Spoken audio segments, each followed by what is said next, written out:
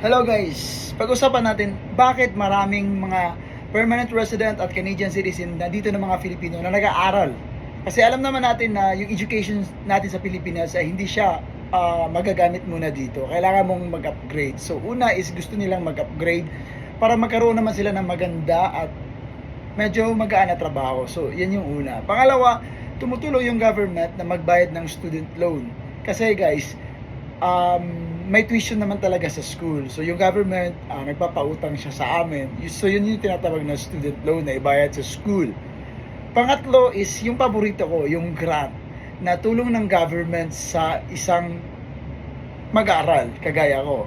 So, ang kagandahan nito guys, pag matapos mo yung schooling mo, yung mababayaran mo lang after 6 months of study is yung loan lang talaga. So, staggered yan monthly.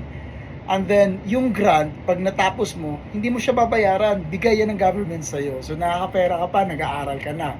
Pero pag hindi mo matapos yung pag-aaral mo, yung dalawa ay babayaran mo, yung grant at saka loan. So, kaya sa mga nag-aaral, kailangan tapusin talaga nila. So, di ba maganda? Kasi nakakatulong yung government sa amin. At the same time, nakakatulong din sila, nakapagbigay din sila ng allowance para sa amin as a student dito. Kaya maganda talaga na mag-aral ka para ma-avail mo yung grant.